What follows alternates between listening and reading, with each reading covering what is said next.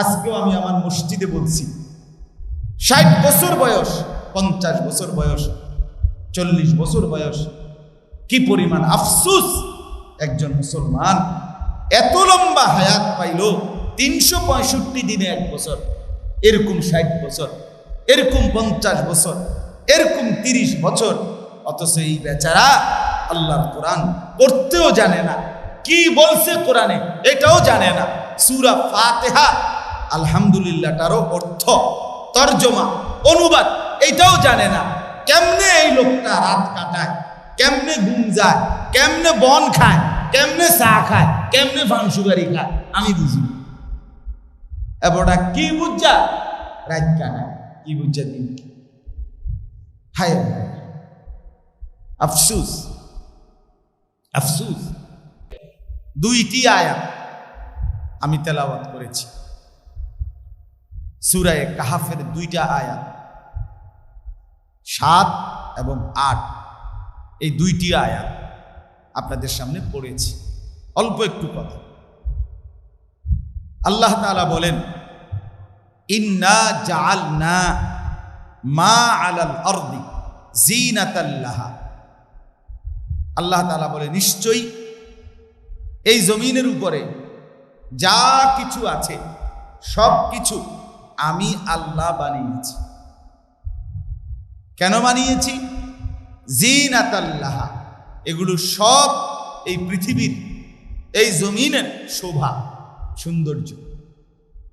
পৃথিবীটাকে আমি সাজিয়েছি, এই আসমান, এই জমিন, এই চন্দ্র, সূর্য, গ্রহ, নক্ষত্র, আলো বাতাস, রোদ বৃষ্টি, সাদা কালো, নারী পুরুষ, ছোট বড়, ছেলে মেয়ে, ঘর বাড়ি দালান বিল্ডিং, ফল ফসল, গাছপালা, তরু লতা, সাগর নদী পানি, জমিন মাটি, এই যা কিছু চতুর্দিকে আল্লাহ তাআলা বলেন এই জমিনের উপরে সব কিছু আমি বানিয়েছি এবং আমি এগুলো দিয়ে জমিনকে সৌন্দর্যময় করেছি। এগুলো জমিনের শোভা। কোরআনুল কারীমে আল্লাহ তাআলা বলেন, এখন এভাবে সুন্দর করে দুনিয়াটা সাজিয়েছি, শোভা করেছি কেন? আল্লাহ তাআলা বলেন, লিনাবলুয়াহুম, আমার বান্দাদেরকে পরীক্ষা করার জন্য। কি করার জন্য? পরীক্ষা করার জন্য। কি পরীক্ষা? আইয়ুহুম আহসানু আমালা, আখিরাতের জন্য এই দুনিয়ায় থাইকা কার আমল কতটা সুন্দর করে সেই পরীক্ষা। আখিরাতের জন্য দুনিয়ায় কে কেমন সুন্দর আমল করে এটা দেখার জন্য আমলের পরিবেশ করে দিছে, আমলের পরিবেশ করে দিছে। তাহাজ্জুদ পড়বে এজন্য রাত অন্ধকার করে দিছে, দুনিয়ার আয় উপার্জন করবে এজন্য দিন আলোকিত করে দিয়েছে। সব কিছু আমি আমার বান্দার জন্য মুনাসিব, বান্দার জন্য উপযোগী করে আমি সাজিয়েছি। কোনোটাই বান্দার জন্য কষ্ট পেরেশানির জন্য বানাই নাই।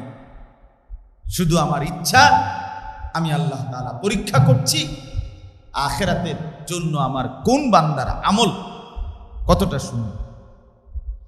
এরপর আল্লাহ বলেন 8 নম্বর আয়াত, ওয়া ইন্না লাজাইলুনা মা আলাইহা সাঈদান জুরুজা। শোনো আমার বান্দারা, আমি এই দুনিয়ার সব কিছু কে বানিয়েছেন? আল্লাহ তাআলা। আল্লাহ বলেন, এগুলো আমি সৌন্দর্যের জন্য শোভা করেছি, এগুলোকে আমি আল্লাহ তাআলা আমার বান্দাদেরকে পরীক্ষা করার জন্য। এরপরে আল্লাহ বলেন, এখন পরীক্ষার একটা নির্ধারিত সময় আছে, 3 ঘন্টা পরে বেল পিটে, এবার লেখা শেষ হইলেও খাতা তুলে নেয়, লেখা শেষ না হইলেও কি খাতা তুলে নেয়, ঠিক কি না বলেন? তো আল্লাহ তাআলা বলেন, দুনিয়া আমি সাজাইছি, আমলের পরিবেশ করছি, আমল দেখতে চাচ্ছি, আমল যাচাই করতেছি, পরীক্ষা নিচ্ছি।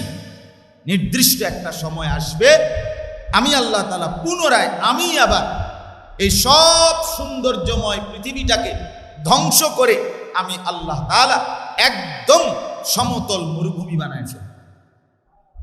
সুতা জমিনের মধ্যে থাকবে, শুধু জমিনটা থাকবে, শুধু মাটিটা থাকবে। সাঈদান জুরুজা, আমি আল্লাহ তাআলা সমতল ভূমি সমান বানাই দিব। না কোনো ইট থাকবে, না কোনো বালু থাকবে, না কোনো পাহাড় থাকবে, না কোনো বিল্ডিং থাকবে, না কোনো গাছ থাকবে। জমিন একদম সমান সমতল আবার বানিয়ে দেবে। এমনটা কেন করবেন আল্লাহ? আল্লাহ বলেন পরীক্ষার টাইম শেষ। পরীক্ষার কি টাইম শেষ, তার দরকার কি? পরীক্ষা নেওয়া হয়ে গেছে, এবার রেজাল্ট ঘোষণা হবে। হাসরের রেজাল্ট ঘোষণা হবে, ইয়াউমুল জাযা, রেজাল্ট ঘোষণার দিন আখিরাত, হাসরের। তাহলে কথা বুঝছেন আপনারা এই আয়াতের অর্থ? আলহামদুলিল্লাহ সবাই বুঝছেন। আজ আল্লাহ তাআলা এই জমিন একটি একটি সুতা, এই জমিনের চতুর্দিকের সব কিছু, আমি কিংবা আপনি আর আমার চতুর্দিকের যা কিছু আল্লাহ বানিয়েছেন সৌন্দর্যের জন্য। আর এগুলো সৌন্দর্যময় করে বানিয়েছেন কেন? আমাদেরকে পরীক্ষা করার জন্য। কি পরীক্ষা? আমাদের কার আমল আখিরাতের জন্য কতটা সুন্দর। তাহলে আমরা যদি খেয়াল করি, 1 নাম্বার, দুনিয়ার কোনো কিছু আমার না।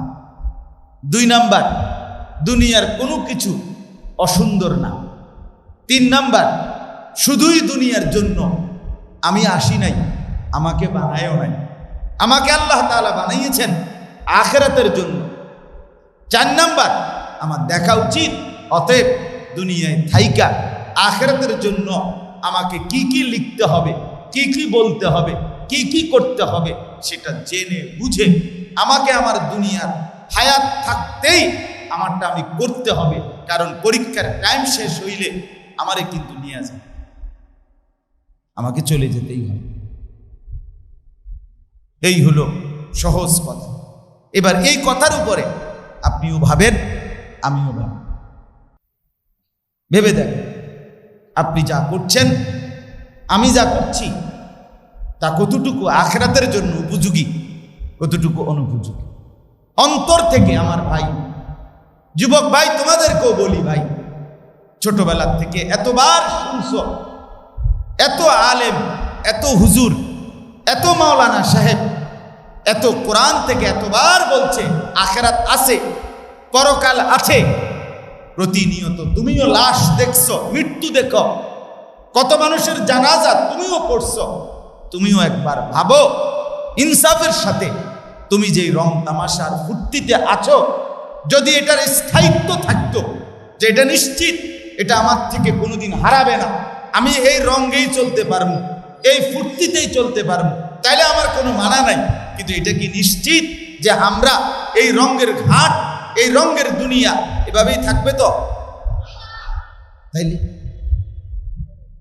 তাইলে ও চিরেই যেহেতু আমাদেরকে চলেই যেতে হবে, তাইলে আমরা আখিরাত আর পরকাল ভুলে যাই কি? 1 ওয়াক্ত নামাজ মনে পড়ে না কেন? আল্লাহর কোরআন আজকেও আমি আমার মসজিদে বলছি, 60 বছর বয়স, 50 বছর বয়স, 40 বছর বয়স, কি পরিমাণ আফসোস একজন মুসলমান এত লম্বা হায়াত পাইল, 365 দিনে 1 বছর, এরকম 60 বছর, এরকম 50 বছর, এরকম 30 বছর, অথচ এই বেচারা আল্লাহর কোরআন পড়তেও জানে না, কি বলছে কোরআনে এটাও জানে না। সূরা ফাতিহা আলহামদুলিল্লাহটারও অর্থ, তরজমা, অনুবাদ এটাও জানে না। কেমনে এই লোকটা রাত কাটায়, কেমনে ঘুম যায়, কেমনে বন খায়, কেমনে চা খায়, কেমনে পান সুপারি খায়, আমি বুঝি। এবারটা কি বুঝা রাত কাটায়, কি বুঝা দিন। হায় আফসুস, আফসুস। অসংখ্য মুরব্বীদের চা দোকানের আড্ডা আর পান খাওয়া আর গপ মারণ দেখলে মনে হয় বেহেশতে যাওয়ার জন্য যেটুকু কোর্স ওনার এটা অর্জন হয়ে গেছে আরো আগেই, এটা আরো 20 বছর আগেই হেমিয়া বেহেশতের বুঝ করে লাইছে। এখন মরে না দেখে বেহেশতে যায় না, বুঝেন নাই? মরে না দেখে বেহেশতে যায় না, আর বেহেশতে যেহেতু যায় না অতএব কি করেন, বাচ্চায় যেহেতু রয়েছে এই জন্য বসে বসে বন খায়, বিড়ি খায়, চা খায়, চা দোকানে গপ মারে, ফালতু সময় নষ্ট। আস্তাগফিরুল্লাহ, আস্তাগফিরুল্লাহ। আল্লাহ আমাদেরকে বুঝ দান করেন।